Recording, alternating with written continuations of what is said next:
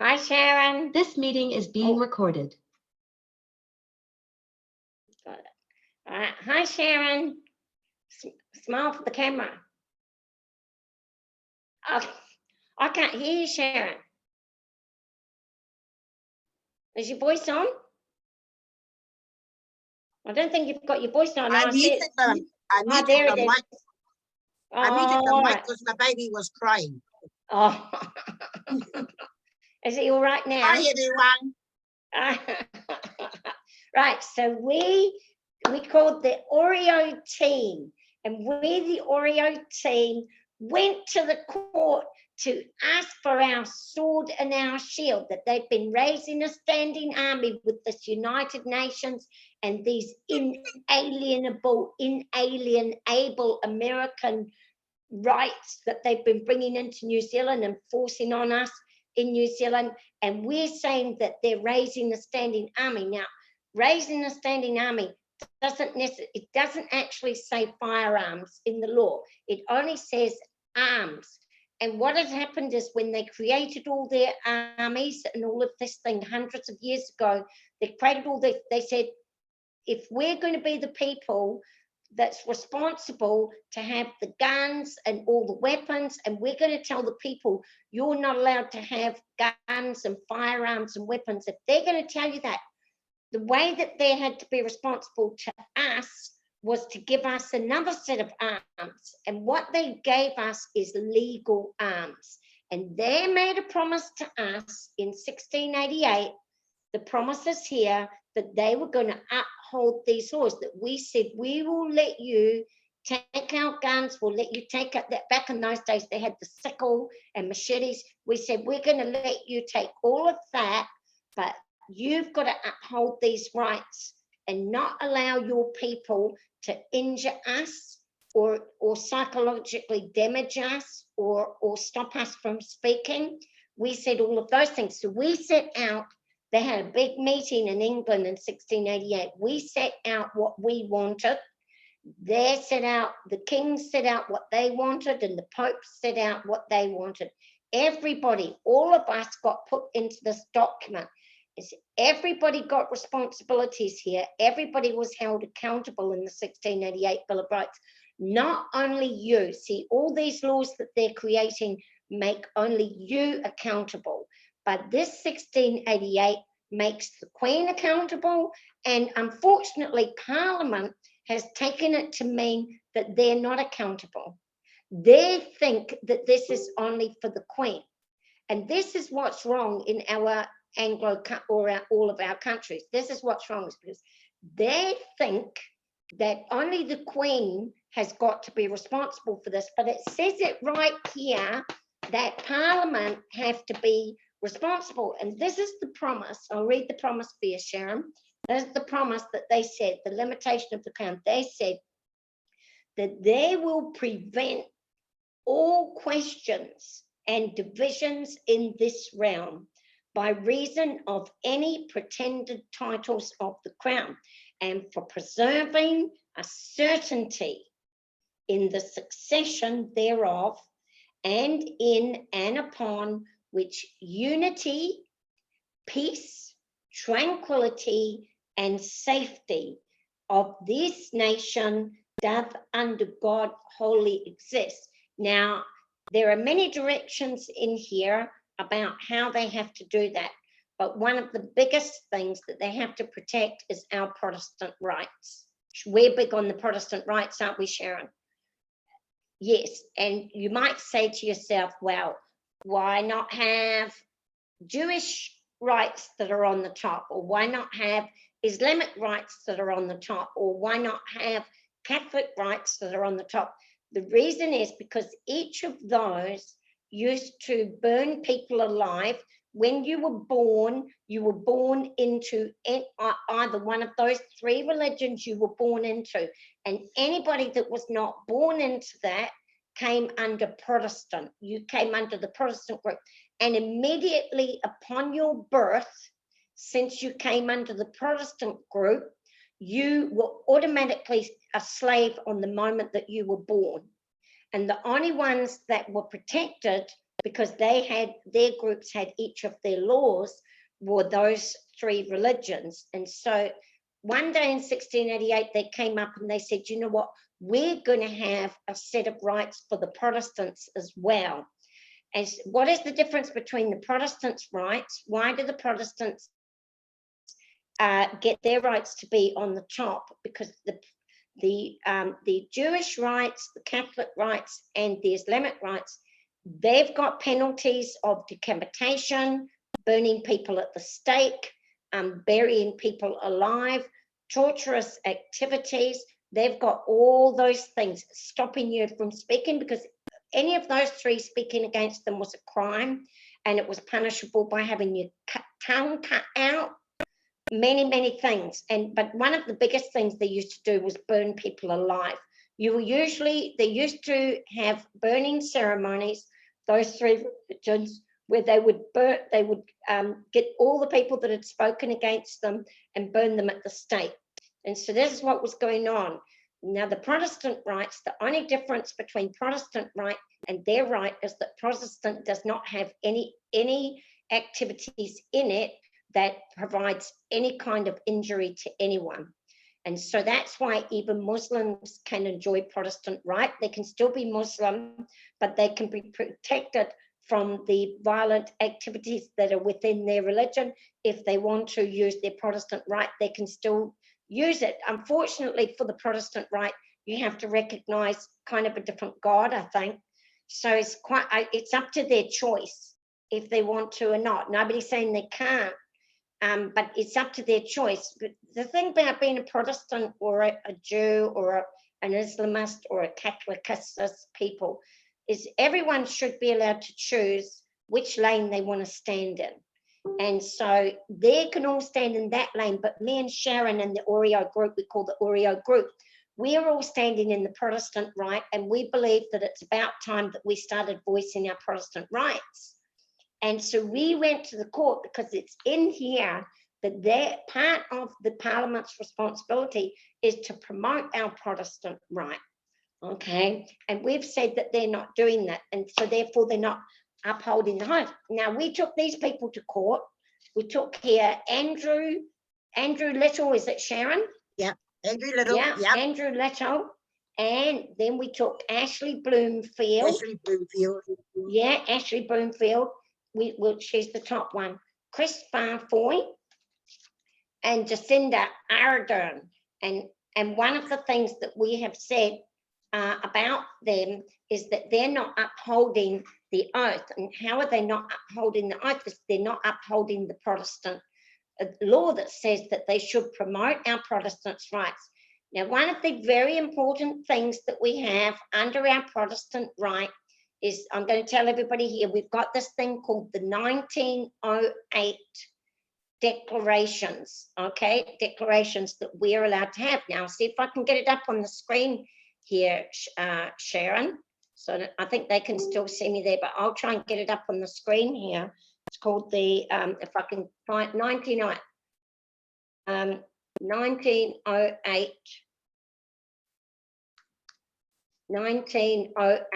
It's called the 1908 Declaratory Judgments Act. All right. Now, all right, I'll share this in a minute. Now, when you go to get this Declaratory Judgment Act, what it's there for is to uphold this 1688 Bill of Rights. This 1688 Bill of Rights gives you the right to petition. This is what you use when you want to petition against nobles, kings, queens, and parliamentarians. This is what you use.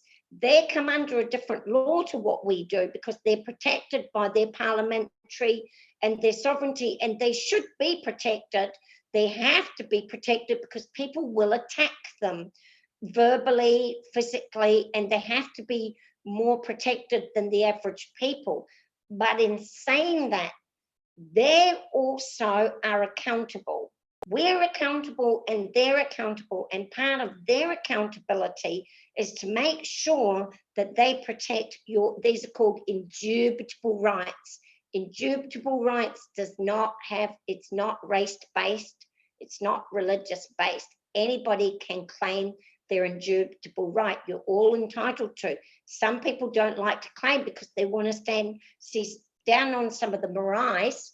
They've got their customary law. Each area of the natives have their own customary law, and sometimes they make agreements with themselves that they will not use the courts against each other, that when they have a problem, they will organize their own little court in their own little area, and they will make judgments. Now, these judgments are not binding on anybody else outside of their community, outside of their little group. They're not binding. It's just like a family group, really. Families can have this, but it's like in your house. You've got this in your own house. Nobody outside is bound by it. When you walk out of your house onto the street, you all come under this right here. And this is the way that you go to the courts. Now, so I'll come and show this Declaratory Judgment Act, and it says here, when you're going to ask for this declaration, most of the time when you're going to ask for this declaration, there's going to be no criminal proceedings. Nobody's going to jail. Nobody's going to be paying fines. But what the judge will tell them is that, hey, you're not being accountable to what you're supposed to do to hold your parliamentary position. And they will order them to stand down on those things, all right? So here is the rule on the Declaratory Judgments Act. I'll go to the window, and then here is the Declaratory Judgment Act here. Can you see it, Sharon? Right. I hope you can have your microphone on sometimes if you can.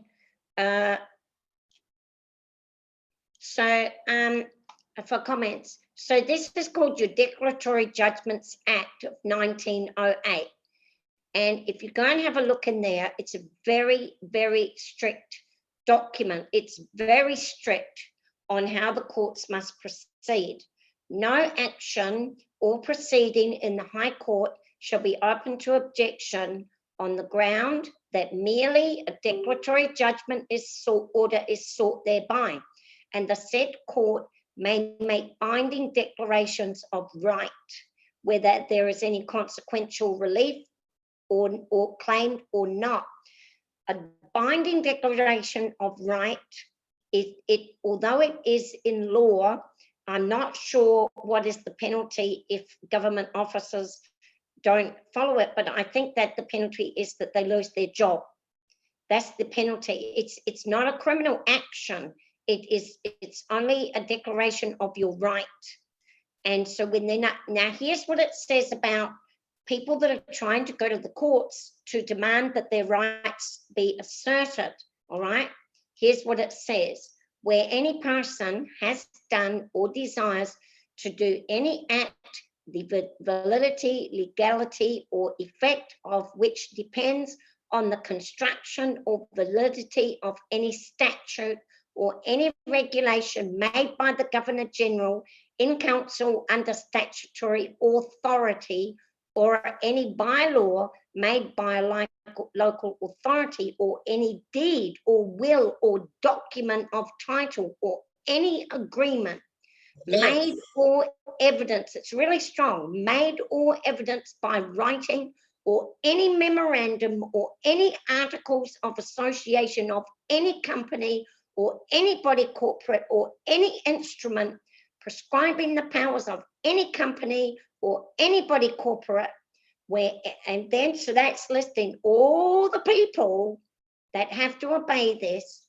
where any person claims to have acquired any right under any statute, any regulation, any bylaw, any deed, any will, any document, any title, any agreement, any memorandum, any article, any instrument, or any other manner interested in the construction or validity thereof. So anyone that has a claim of their right on any of those documents listed there, such person may apply to the High Court by originating a summons for a declaratory order determining any question as to the construction or validity of such statute, regulation, bylaw, deed, will, document of title, agreement, memorandum, article, or instrument, or any part thereof. Wow. So basically, yes, it is wow, Sharon. Yes, it certainly is. It's very, very strong, Sharon. No, We're going that way? we already went that way. Yes, we went that way. And I'm not going to go through the whole case, all right? But part of our case is that, I'll put it up here for sharing.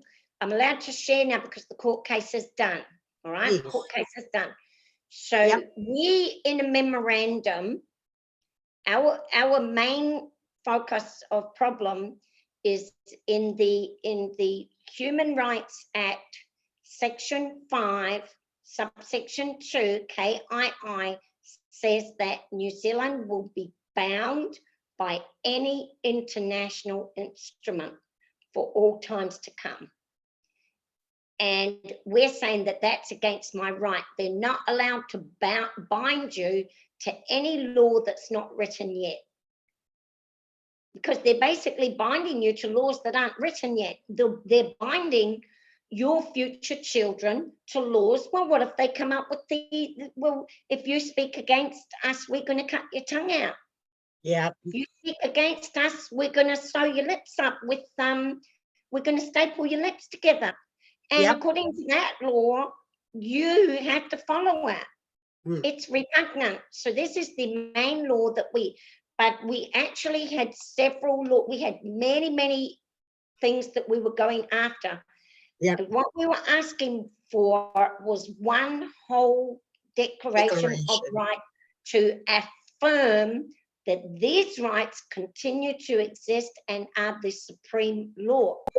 And our plan was, once we got that, we were then going to go and prosecute each of these cases piece by piece. Because the problem is, we know that the minute we try and get these cases into the court, they immediately bombard us with United Nations law, international laws, and 1990 bills of wrongs laws. So they're just constantly bombarding. And I said to the judge, this is a psychological waterboarding and we can't defend ourselves. Now, under the 1688 Bill of Rights, that comes under the Protestants are permitted to have arms, and disarming us doesn't mean your guns. Disarming us means taking away the laws that protect us and replacing them with laws that put us in a vulnerable position where they have too much power over us. That's called disarming, and that's illegal. And it's also called raising a standing army against us and not allowing us to defend. Now, how do they stop us from defending? Well, they stop us from going to the courts, don't they? Right. So that's how they stop. So I'm not going to do all of our thing, but I'll just show you part of the complaint. Oh, no. Part of the complaint in our memorandum. Now, we did get struck down, but I'm not going to go over what we got struck down today. But in our memorandum, we had, this is what we had said. Now, everybody remember that when you're doing a Declaratory Judgment Act, there are no criminals here. So we had called the Prime Minister in as a respondent, meaning as a person that would come in and answer questions that we had. So that's why we had called them in, you see. Now, so we had said, can you see this, Sharon? Yes, I can. Right, so I'm not going to read it all, but we put our various laws.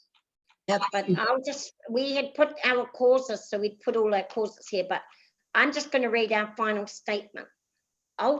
From our prayer of our declaratory rights, ultimately we do pray for a declaration that all United Nations non-binding law, all human rights law, 1993 S5 SS2 KII, all declarations, all international laws are accountable and subordinate to New Zealand domestic law with the Majesty as head of state. All health acts, all New Zealand ordinary laws, including the 1990 New Zealand Bill of Rights Act, all pre-existing rights attached to S28, we'll do that in another thing. All acts of the Waitangi Tribunal are accountable to the supreme law of the Bill of Rights 1688, which is under the protection of the present Majesty Queen Elizabeth II, and continued, and her successors already pre-acclimated to be His Royal Highness Prince Charles and future Queen Camilla. And all attempts to remove or supersede the Supreme Lord under God are illegal and void. So we have told them, Sharon. We do pray for a letter. So we haven't asked the court. See, the court accused us that we asked them to make a ruling, but we did not ask them to make a ruling on what Parliament was doing. We asked them to send a letter, to write a letter for us to send to the Governor General, and ask the Governor General to consider suspending any laws that are repugnant to our 1688 Bill of Rights. It is 1688. Yep. You can have them. If they're repugnant, there needs to be a suspension until we get time to go to the court. Is that right? And I think that that's fair. So you can have your Parliament, but if you've made these repugnant laws on those particular things, you need to stop for a minute. So we ask for this. We do pray for a letter to the Governor General requesting an urgent temporary suspension of all changes to constitutional law, immigration policy, and bills and acts by ministers that are not born to New Zealand nor allegiant to the oath that they swore, because that comes under the Supremacy Act, that foreigners are not permitted to govern over us. And our Parliament is full of foreigners who are changing our laws to suit their own agendas, is what they're doing, and they're not allowed to do it. You know, they can be in their Parliament if they want to. They're not supposed to be, but even if they were, they have to follow the oath. And the New Zealand public pray for some time. We've asked just for some time to scrutinise through the courts an investigation into the actions of many foreign nationals in New Zealand Parliament that seem to be functioning against the best interests of the New Zealand public. And against the constitutional agreements set by the ancient Aboriginals of New Zealand and Her Majesty Victoria, Queen of the United Kingdom of Great Britain and Ireland, on the 14th day of January 1840, that was agreed, and the 26th of September 1865. Also including an investigation of New Zealand nationals' functions pursuant to the consistency of safety and welfare of this Protestant kingdom, and the premises that all ministers, officers are bound to draft laws according to the oath that supremacy in their office is required by law.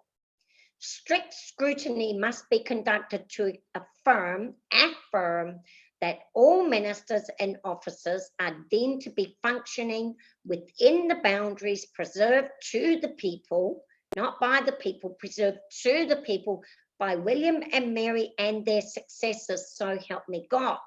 So I've given them the order there, Sharon. So, because it says in here, in the limitation of the crown, that Lord Spiritual, Lord's Temporal, Lord Spiritual is the Pope, and all the primates and religious leaders. Now, it doesn't matter which spiritual they come from. They can be Islamic spiritual, they can be Popish spiritual, yes, they can be Jewish spiritual, any Lord spiritual. They all have agreed at this time to uphold these protections for all mankind. All mankind. Yeah. And it's about time we started pulling them all out on it. Yeah, that's what that is. Well, it's life right. Yeah. It's life right. Yeah.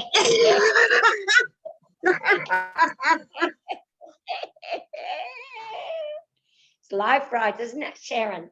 Our rights. So indubitable rights, not those inalienable piece of crap, indubitable rights. So they made this promise here that they will promise that they would uphold this, they would uphold the protection for all their lives, all their estates, everything. They will uphold this. That is the condition that they can hold us in the slavery that they hold us in. That they would give us that one thing. They would they got all the lands. We know that they've got their corporations. We know they've got all their money. We know they run the whole world. But they said, we can't give you all that because you people are like children. You can't manage it on your own. And that is a fact. But they became parents to us. When they became parents to us, they made a promise that they would behave in a motherly and fatherly manner and protect us as a mother and a father should protect their children. That is right. Isn't it? Yes, yes. Yep. They became parents. They did. And as a parent, they have got a duty to the child because we are as children. Because we don't understand everything they're doing. We don't understand all their corporate law, all their internet. We don't. And so they said, the people said, we just need these few things. If you promise to give us these, we'll be all right living in tranquility and take care of our own lives. And you can do what you like with your money because we don't care about your money. We ain't never going to get it. Right. Yeah. It's not. You can fight till the cows come home. They ain't going to give you their money. They'll give you a little bit. They'll give you a little bit here, a little bit there, a little bit here. But what they do give you is taken from you anyway. Anyway, yeah, you're dead right, it is. Nothing. Yeah, exactly. They follow the system. They take 10 and then they say, here's 2 for you and here's 8 for my pocket. Yes. That's how they function, isn't it? That is so, how they are. Yeah. That is how they function. And you ain't never going to change that. And if you ever think that you will, you're going to be a very sad person. But what you can change is you can make sure that they govern us to a certain standard as a parent would. Right? Yes. So That's right. Yep. And keep us peaceful and make sure that we're happy. We should be happy. Is that right? It's because that's what parents do. Right. Now, so then who did we go to the court? Sharon, I'm going to get to the good bit because I've got the exciting bit to tell you in a minute. We went to the court, the Oreo team. Yes. And I didn't even know it, but we had, do you know who this is? He was in the court and his name is Justice Francis Cooke, the most famous judge in all New Zealand. And I didn't know it was him. I didn't know who he was. Probably just as well, because I would not have been able to sleep. So I wouldn't. His name is Justice Cooke J. Justice Cooke J. We got him. In fact, no, they call him Cooke J, but he's Justice Francis Cooke. Yeah. Now, guess what? He knows this law, but I had fumbled and I didn't speak properly in the court. And he studied at the Cambridge University, not those American pretended titles of the crown. He went to the proper Cambridge University and studied the constitutional law of the 1688. And his father, who is called Lord Cooke of Thorndon, was the only New Zealander made a Lord Peer, a lifetime peer. Lifetime, when you look at the 1688 and they're talking about Lord's spiritual, Lord's temporal. Yeah. That's him. Yeah, the highest you can get. You can't go any higher. You cannot go any higher. You're right up there with the Queen. You're probably even higher than the Queen because it goes like that. It goes Lord Spiritual, which is Pope. Yeah. And then Lord Temporal, which is these guys here. And then the Queen is under that. Yes. Then it is, and then it is the and so the Queen is kind of in amongst all of that. When these people here make the laws according to our 1688, and the Queen signs them, but the Queen only functions in the 1688. That's all she functions in, and part of her, she has many hats. But he's right up there doing that. I mean, you ain't going to get a better family. And then, so that was who was sent to our case. Now, I don't know if there's skullduggery going on here or not, but he took his sword and he struck us out. Yes. Because one of the things, I'm not going to talk about it today because it will take too long, but one of the things is that they joined another case with a different name onto our case by mistake. And we have been fighting the whole time to get that case off of our case. Our case had been accepted by the court. It had passed all of the court process, and we had been given service papers because it was according to the court law. There's a thing called the rules of the court, and ours had passed. We passed the clerk, which is a major, major thing just to get past the clerk. We had passed the clerk. We were going into the heavenly realm. All right. We were going into the heavenly realm. And struck us down. And when we were going into the heavenly realm, I had another picture there of him, but it's gone. It seems to be gone. I'm going to put it. And then what they did is the Crown came back and they accused us of not following the process of the court. But I've checked the following process of the court, and we had followed everything, but we had a few little things that were not perfect, but it could be remedied. But these people down at the court, the clerk, sent a case that was filed in Auckland. They sent that case to our judge and then sent it to the Crown Counsel that were opposing us, and they grabbed that, and that case there was struck out because it really did not follow the rules of the court. It was struck out before service. Now, everyone's going to want to know, what is a strike? A strike is when you go to the clerk and you give him your case, and he checks it against the court rules, which we'll talk about in another class. He checks it against the court rules, and if you're not followed the court rules, the clerk will ask the judge. The judge will look at it. If it just needs a little bit of fixing, he'll send it back for fixing. But if it makes no sense and it's really, really bad, it will be struck with. He'll take his sword and he will strike it before it ever gets to the heavenly realm, because they don't want to take their highly heavenly court of the hewn stone. Chamber of the hewn stone. They don't want you doing it, so you get struck out. So that other case, which is another name, that was struck out, but they attached it to our case like a parasite, and the Crown Counsel of Jacinda Ardern, of them, they grabbed onto it and they attached both of those cases together, and then they got us struck out. Cooke J struck us out based on the court rules from the other case that had not passed the service. So I don't know if it was a mistake or if the clerk was new. We got changed clerks and he was a new clerk.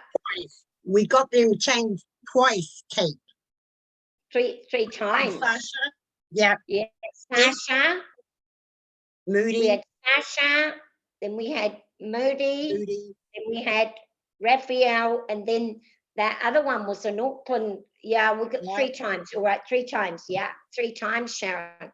Now, I've got the good news. This one's saying to you, it really doesn't matter. It just does not matter if you win or lose, because you're going to get something. Now, because we got Cooke J and Lord Cook Thornton, who's his father, because we got them, no matter what ruling that they made, it's going to go down in history that we made this case And I'm proud because I'm going to make a t-shirt, I think, saying I got struck out by Cooke J.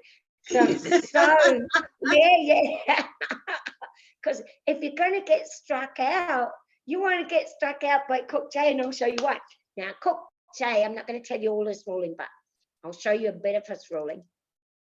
We had gone to the Parliament, or put up we had put another memorandum into the Parliament, and in this memorandum we had put, now I have to mention Philip Bridges' name because he's going to be upset if I don't mention his name, because his name did not get mentioned in in the reading of Cooke J.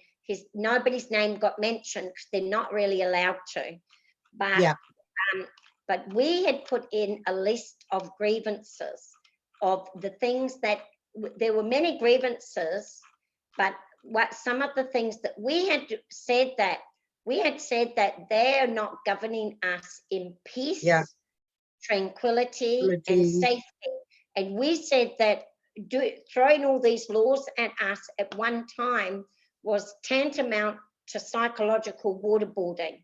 I mean, nobody minds government making law, but I mean, the lawyers do this. This is a standard tactic of lawyers, that when you go and make a case against a company, they will bury you in legal work so that you spend hours and hours and months and months reading. They will give you 500 pages of things to read, and that it's only got one thing in it that you need.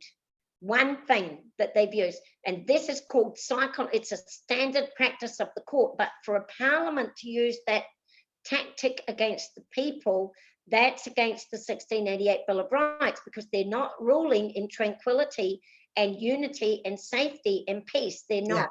And I called it psychological waterboarding. Now, these are our grievances. We put the list of grievances where they were using the psychological waterboarding. And this details here of the Marsden Point refinery, the details were given to us by Philip Bridge. So Philip went and researched all of this for me.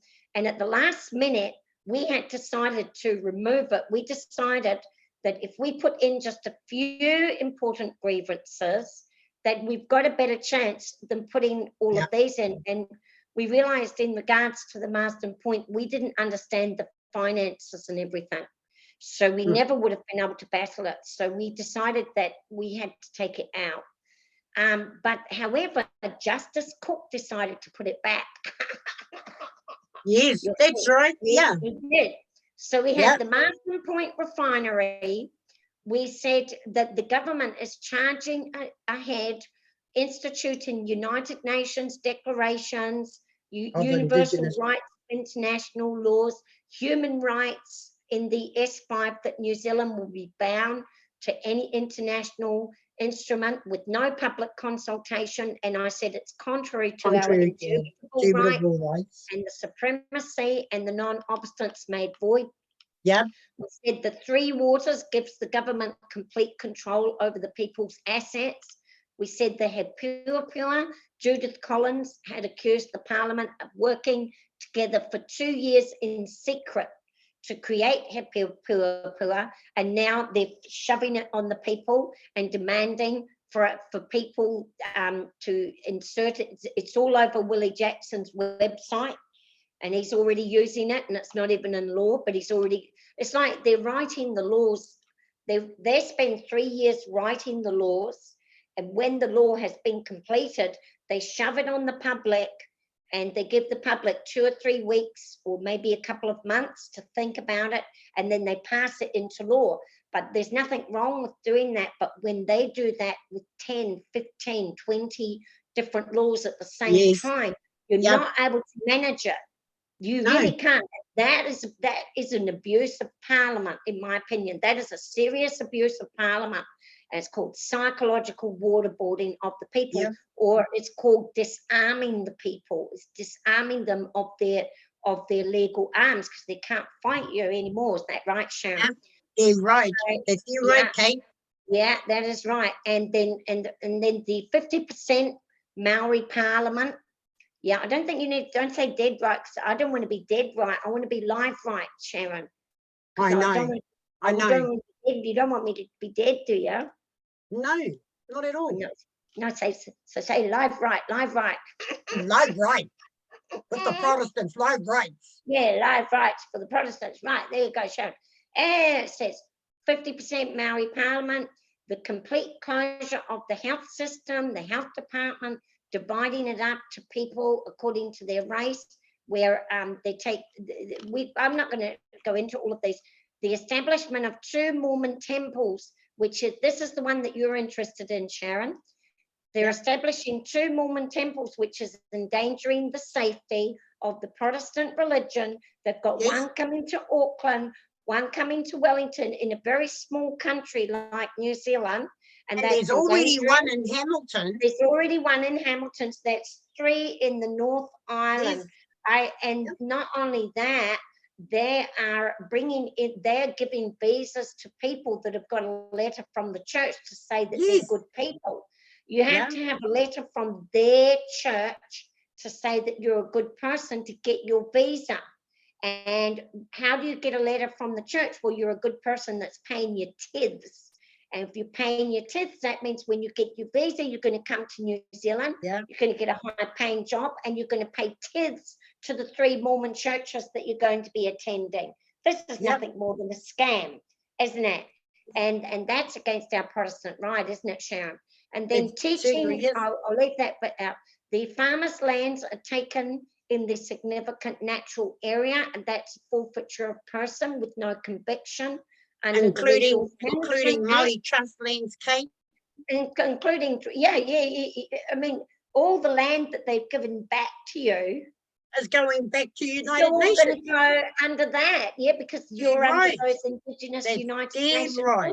And they're confiscated. Not only that, they've also, under the Indigenous rights, they have put that all Indigenous people are entitled to buy your land.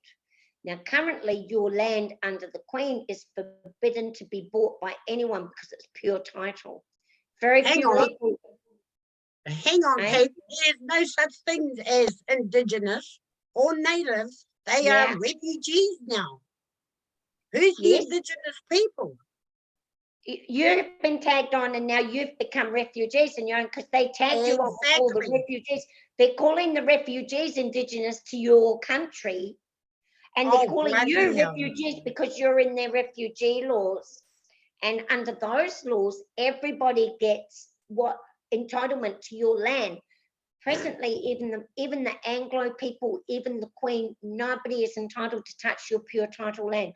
But through this thing that they're doing, they have put a law in the Indigenous rights that they can buy land, and that you have the right to sell your land to them.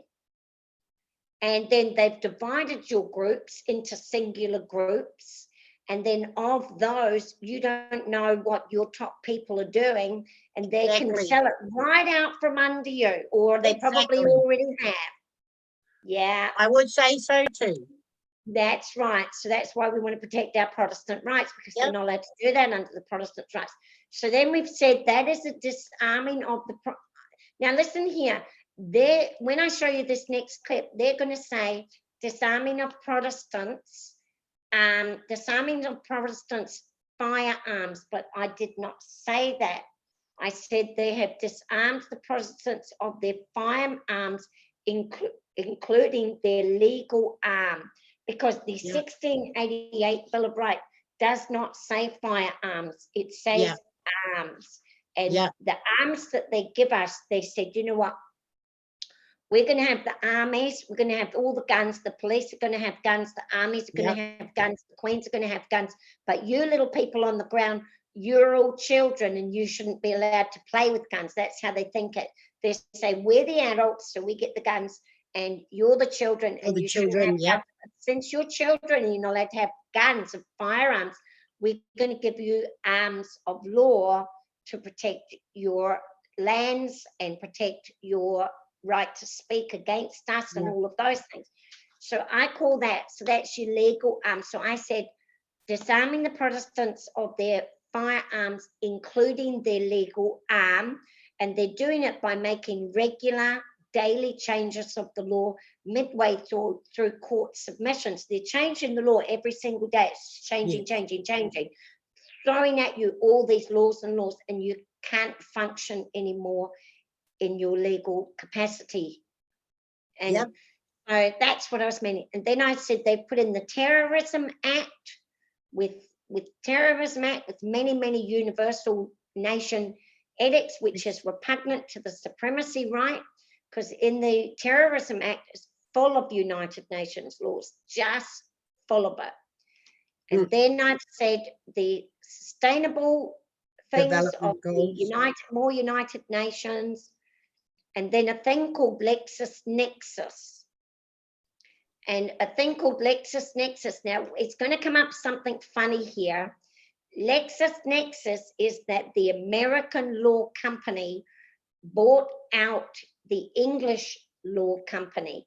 The English law company was called Butterworths, and Butterworths went under and failed, and LexisNexis, which is a global law, won out. But just because LexisNexis has come to power doesn't get them out of this agreement. No, not by a long shot.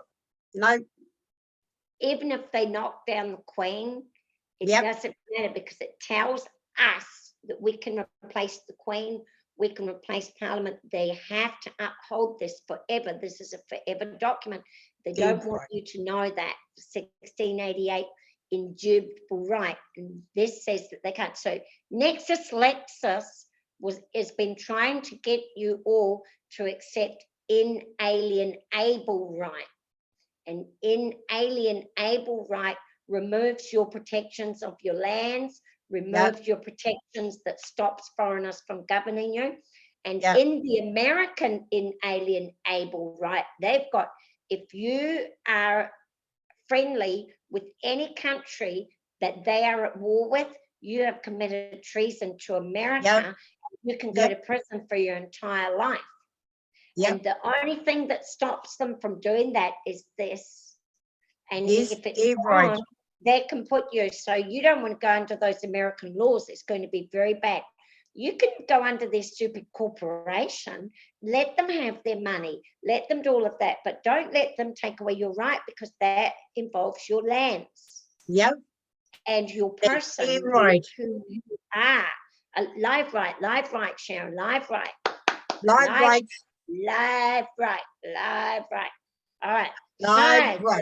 Live right, yes. So then we said, we called them, well, we did call them a name. We did call them incompetent usurpers.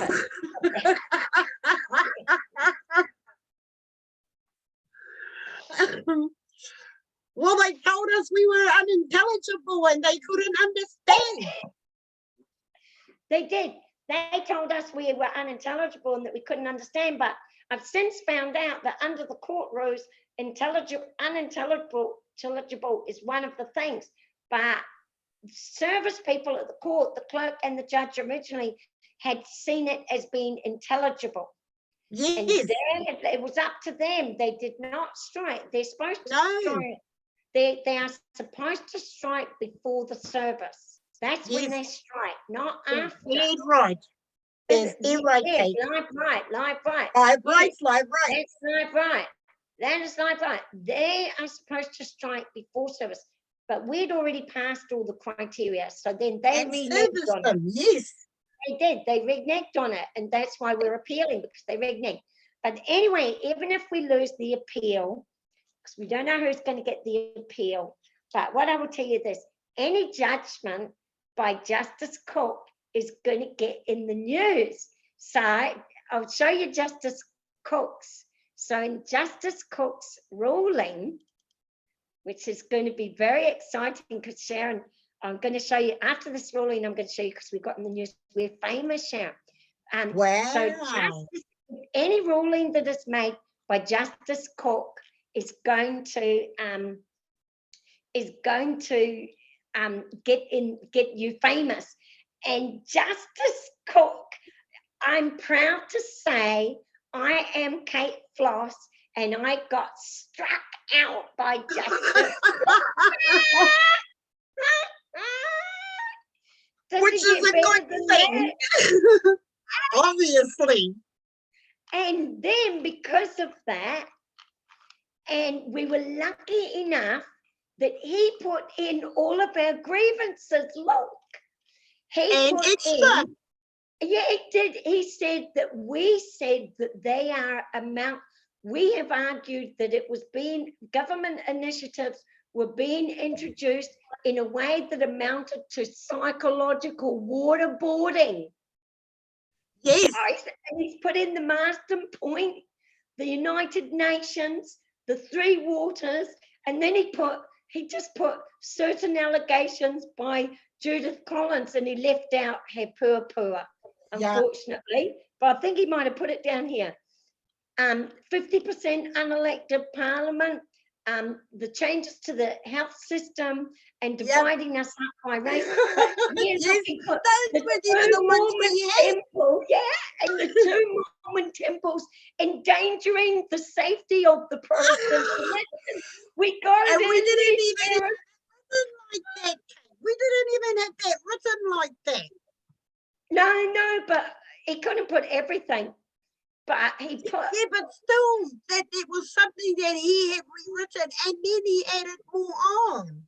And he did it for us. He did it, and he made it look beautiful for us, and he said it out perfectly, and he explained it in one sentence that we did it so, and he put it there for us. Thank you, Justice Cooke. We love you. You're famous. I'm going to give you a picture on Kate Floss's page.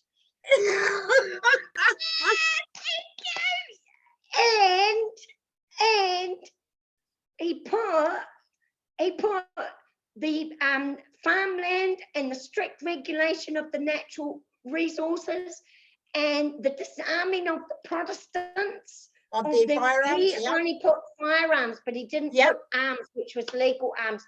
But anyway, he put firearms, but I hope everybody knows the Terrorism Act, and he put in here an allegation concerning nexus.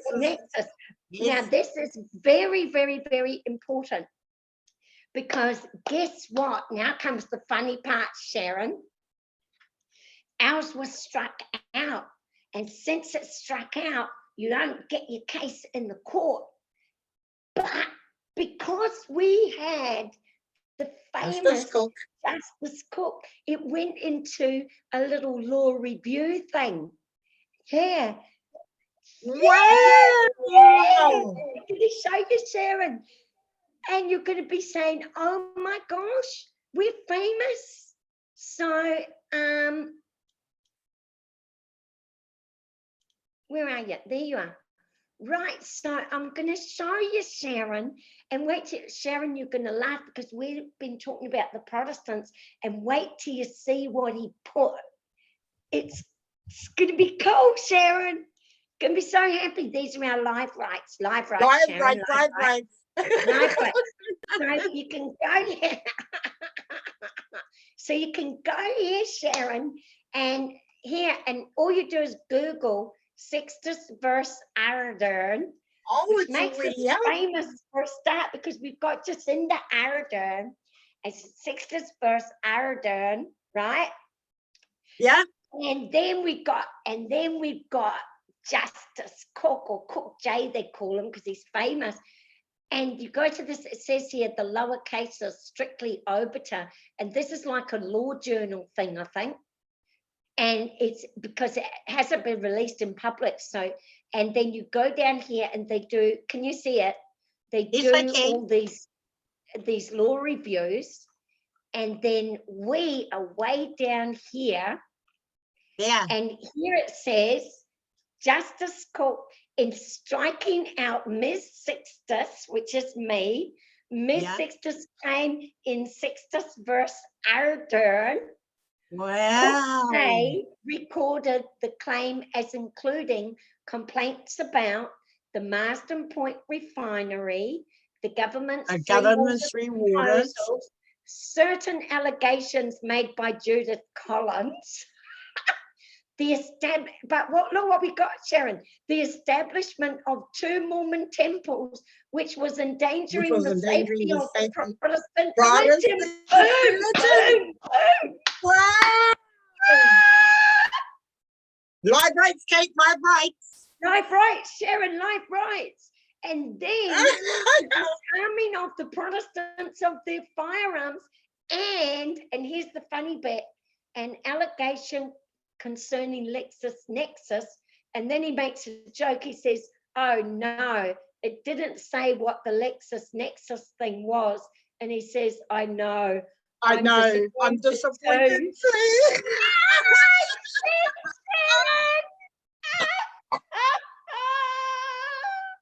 Wow, what a surprise, all right? It's a surprise. So we already won, Sharon. We already won. We have. Didn't we? Because we put up there that we're concerned about our Protestant religion and that they're not protecting it. And he's put it in there. And it's right there. You don't get better than that. Don't get better than that. Don't get better than that. So we just want to say thank you. His name is called Francis. Justice Francis Cooke, or they say Cooke J. And I would deeply apologize because I didn't know that it was him in the court, but probably just as well that I didn't. Well, because you would have been totally gobsmacked. I would have been totally gobsmacked, and I never even would have been able to say one word. Because our first judge, So, and thank you, Justice Cooke. We love that I'm so proud to say that the Oreo team got struck out by the most famous judge in all New Zealand. Yes. And I'm proud to say that I'm going to make a t-shirt. I got struck out by Cooke J. I'll put it up on my site. I'll make a nice thing with a framed picture.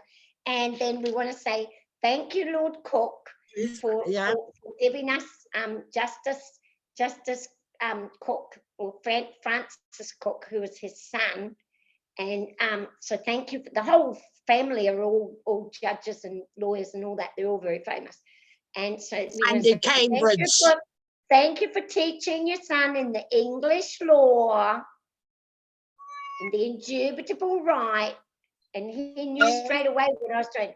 So I did got struck out, but now we get to go to the appeal. So we're going to end it there, Sharon. I'll come back later and talk to you, but there's going to be our video to go up on the YouTube. Isn't it exciting? So yay, the Protestant right, the life rights of the Protestants is what we're cheering. Life rights, Protestants. Yeah, life rights of the Protestants. Chi-yo, high five. Smile for the camera. Right. Smile. I wonder if I can hold a picture. Right, we'll get a famous picture, sure. Ready? 1, 2, 3.